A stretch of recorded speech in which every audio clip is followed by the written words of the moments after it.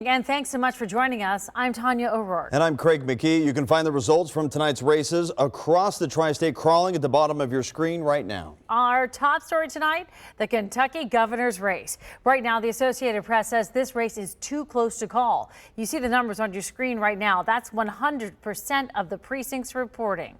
Beshear only leading by a very close margin. Now we have live team coverage of the results from this race. Our team is in Louisville right now covering both campaigns for you. We begin though with Jake Ryle at Beshear's headquarters, where the Democratic candidate declared victory a short time ago. Jake? Well, twists and turns and a lot shorter fingernails. I can tell you that is what we saw over the past few hours inside of this auditorium. Unreal. I mean, that is really the only word you can use to describe all of this. Andy Beshear did say during his speech that he did not have a chance to speak with Governor Bevin, and he says that he hopes that he will honor what unfolded, honor the results. As it stands, Andy Beshear is Kentucky's next governor-elect. He defeats Matt Bevin in a contest that was about as close as could be. The AP saying it's too close to call. On stage, Beshear thanked the Fraternal Order of Police, educators, union workers. He touted the kitchen table agenda he's pushed during the campaign. Now, Jacqueline Coleman, Kentucky's lieutenant governor-elect, called this a movement. Voters stood shoulder to shoulder, standing up for each other. She said that is what Kentuckians do. Now, Beshear said he would rescind the governor's Medicaid waiver on day one, and he'll focus on the advanced industrial sector along with workforce training. That is how he wants to bring jobs to Kentucky.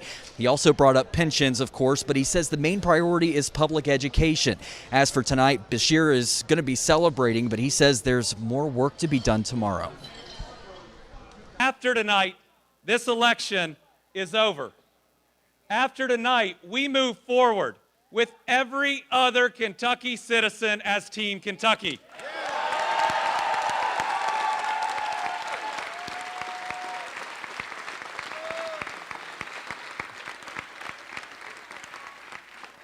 Team Kentucky is a team whose mission is rooted in our shared values of faith, hard work, and a belief in a bigger, brighter tomorrow.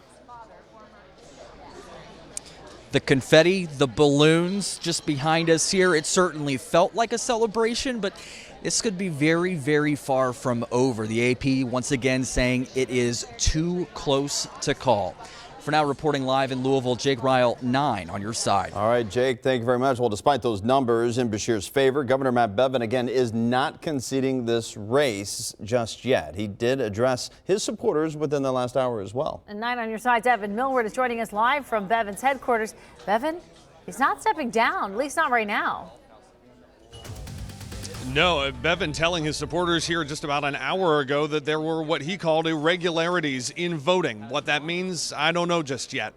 What comes next, though, I can tell you, is that his team is looking into it. But Kentucky law allows him 1 week from today to request what's called a recanvass. It's where they make sure all of the machine numbers have been accurately reported. Bevin's familiar with a recanvass.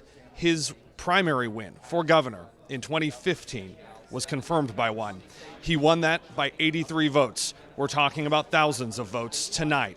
So how did this happen? Bevin told reporters when he voted this morning he thought he would win by 6 to 10%.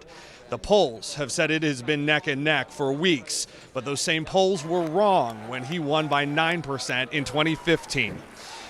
Former Kenton County Clerk Rodney Eldridge told me before the governor spoke tonight that if he loses this race, it will be because of two things: tolls and teachers.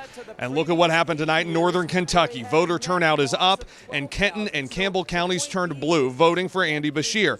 We'd heard and we'd reported to you for the last week or so that Bevin's talk of tolls to fix the Brent Spence Bridge or replace it could be changing the dynamic in our area. Bevin tonight, though, undeterred and ready to fight forward. We want the process to be followed. The process will be followed. And in the end, we will have the governor that was chosen by the people of Kentucky. And that's the way the process should work. But let me say this, it really should. And so no matter who it is, the people will know with confidence that the process was followed. Yeah, on a side note, I was talking to Attorney General-elect Daniel Cameron a little bit ago. He told me that when it comes to his job, new job, as the state's top cop, he says it doesn't matter whom is in the governor's mansion. that he has a mission now from voters. He's the first African-American attorney general elected in Kentucky and the first Republican elected to that role in decades.